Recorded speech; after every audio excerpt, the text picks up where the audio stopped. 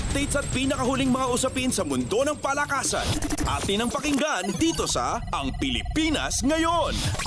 Nakompleto ng Alas Pilipinas ang sweep sa Pool A ng 2024 AVC Challenge Cup pagkatapos patumbahin ang Chinese Taipei 25-13, 25-21 at 25-18 sa larong ginanap sa Rizal Memorial Coliseum sa Maynila. Ito ang ikaapat na sunod-sunod na panalo ng Alas sa preliminaries kung saang nangunguna sila sa team standings ng Pool A pagkatapos talunin din ang Australia, India at Iran. Nanguna para sa Alas si dating Premier Volleyball League o PVL Best Outside Spiker na si Aya Laure sa nagawa nitong 15 puntos galing sa 12 attacks, 2 service aces at 1 block, habang ang dating Ateneo Lady Eagle na si Vanny Gandler ay nagtapos ng may 12 markers. Ipinagmalaki naman ni Philippine National Volleyball Federation o PNVF President Ramon Tatsuzara ang accomplishment ng Alas, kung saan sinabi niya na ito ang unang pagkakataon na nakapasok ang Philippine team sa AVC semifinals.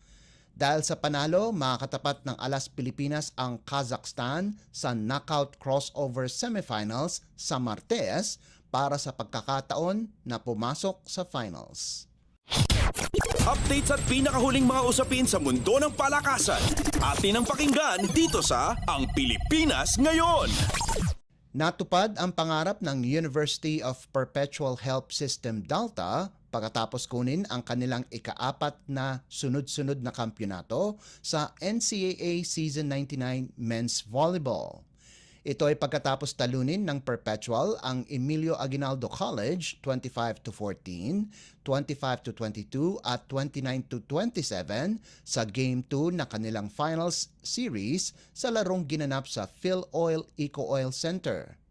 Nakompleto din ng Altas ang sweep sa season kung saan napanalo nila ang lahat ng kanilang asignatura sa elimination round.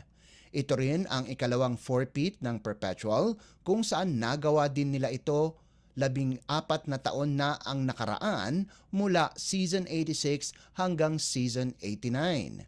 Nanguna para sa Altas si Jeff Marapok sa nagawa nitong 18 puntos at 14 na receptions at pinangalanan din siyang Most Valuable Player ng Finals.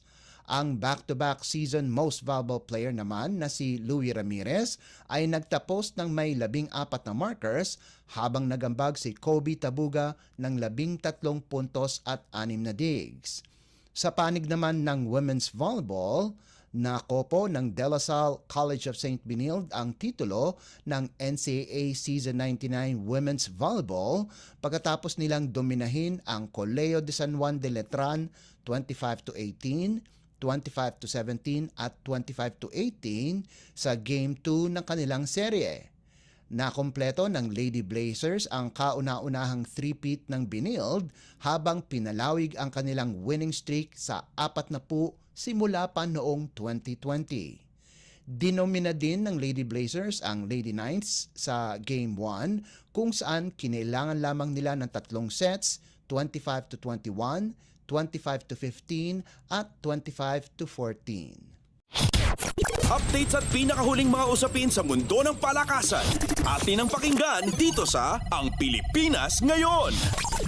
Pangungunahan ni dating World 9-Ball Champion Carlo Biado ang Team Philippines sa kanilang pagtatapat sa Team Chinese Taipei sa 2024 CPBA 9-Ball Teams Invitational Tournament na gaganapin mula Mayo 27 hanggang 29 sa New Taipei City sa Taiwan.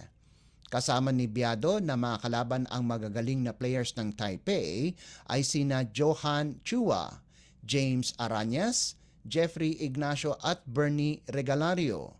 Ang 40 anyos na si Biado ang reigning World 10-Ball Champion at nakuha din niya ang titulo ng World 9-Ball Championship noong 2017.